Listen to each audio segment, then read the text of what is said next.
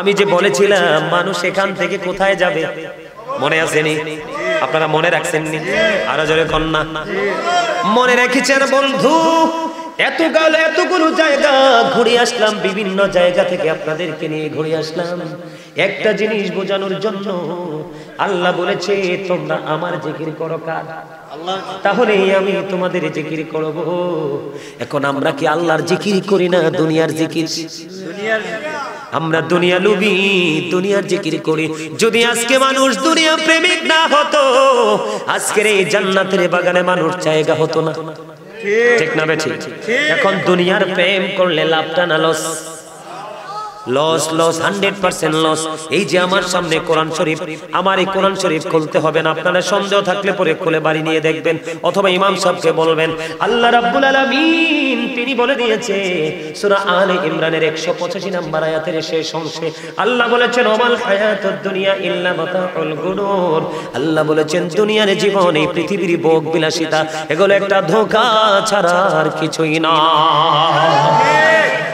তাহলে আমরা কি বিপদে আছি না? কথা বলেন না, আমরা কোথায় আছি? এবার আমি আপনাদেরকে নিয়ে যাব বন্ধু কোরআন শরীফের 19 পারা সূরা শুআরা 88 নম্বর আয়াত। আল্লাহ রাব্বুল আলামিন বলতেছেন ইয়াউমা লা ইয়ানফাউ মালু ওয়ালা বানুন।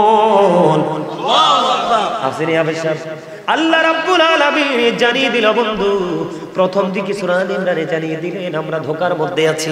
কিসের মধ্যে আছি? ধোঁকার ভিতরে আছি রে।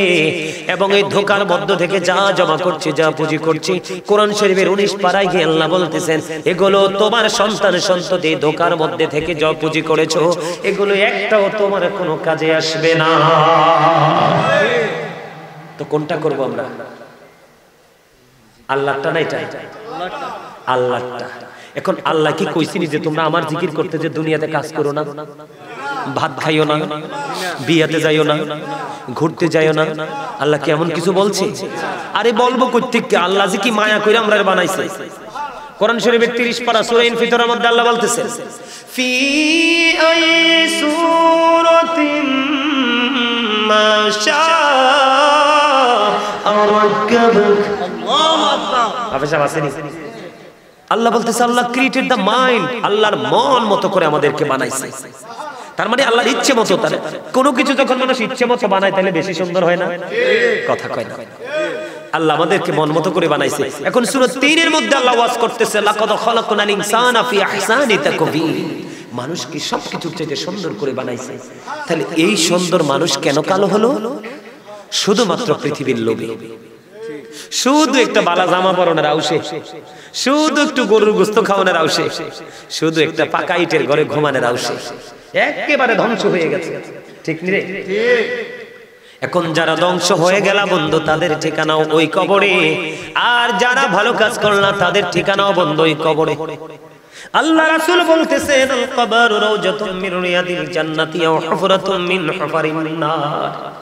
আল্লাহ রাসূল বলে কবর জান্নাতের একটা বাগান হবে, জাহান্নামের একটা গর্ত হবে। জান্নাতের বাগানে যারা এসেছো, জান্নাতের বাগান যারা পছন্দ করেছো, সারাটা জীবন আলেমদের সাথে যুক্ত হয়ে নিজের জীবনের পরিবর্তন করেছো, তাদের জন্য হবে কবর জান্নাত। এই কর্ম একটু আনিওয়াজ করি না, ওয়াজ কি আবার পছন্দ হয় না আপনাদের? শেষ করে দিব না? হ্যাঁ, কার কার পছন্দ হয় হাত তোলে। হাত নামান। মাহফিলটা কি প্রত্যেক দিন হবে? হবে তো না। এই মাহফিলটা তো জীবনের শেষ মাহফিল হতে পারে না? আবার এই মাহফিলটাই আপনার আমার কাল হাসরের দিন নাজাতের উসিলাও হতে পারে না? আমি শুধু ছোট্ট একটা জায়গা নিয়ে আপনাদের সামনে কথা বলবো, ছোট্ট একটা জায়গা। রাসূল বলতেছে কবরটা জান্নাতের বাগান হবে, জাহান্নামের গর্ত হবে। মুমিনের জন্য কবরটা হয়ে যাবে কি দৈর্ঘ্য এবং প্রস্থে 70 গুণ চওড়া। কবর কিন্তু এটাই। আর মুনাফিক যারা সারা জীবন মুনাফিকি করতে করতে কবরে গেছে, তাদের জন্য কবর কিন্তু এটাই। মাটিকে চাপ দিতে বলা হবে। আহারি কবর! উসমান রাদিয়াল্লাহু তাআলা আনহু কবর দেখলে কাঁদতো, চোখ যেন দুটো ঝর্ণা হয়ে যেত। এত কবর দেখলে তিনি এত ক্রন্দন করতেন। মাই কবর কিন্তু এটাই মুনাফিকের সম্পর্কে আল্লাহ গায়েব থেকে আওয়াজ মাটি রেখে চাপ দেয়, চাপের সাথে সঙ্গে সঙ্গে একটা হাড় আরেকটা হাড়ের ভিতরে ঢুকে যাবে, চিৎকার হাহাকার কান্নাকাটি, কে শুনবে সেদিন? ওখানে বিজ্ঞান পর্যন্ত ব্যর্থ, ঠিক না? পৃথিবীর সকল খবর দেখবেন বিজ্ঞান আপনাকে দিতে পারবে, যদিও সন্দেহ থাকে, কিন্তু 3.5 হাত মাটির ঘর আপনার ঘরের সাথেই বাস মোড়ায়, এই খবর বিজ্ঞান দিতে পারে না। কি সেই রহস্য ঘেরা ঘর? মাত্র ছোট্ট একটা মাটির ঘর, কি আছে সেটাতে? আল্লাহ রাব্বুল আলামিন বলতেছে, বন্ধু কবরে যাওয়ার আগে সাবধান হয়ে আসতে হবে। ওই যে একটু আগে সূরার নাম বললাম, সূরা ইনফিতর, সূরা ইনফিতরের মধ্যে আল্লাহ রাব্বুল আলামিন আরেকটা ওয়াজ করেছেন, ওয়া ইযাল কুবুরু বুসিরাত আলিমাত নাফসুম মা কদ্দামাত ওয়া আখরাত। ও শিলাস্থানের মানুষ, আমার যুবক, আমার ভাই, আমার বাবারা,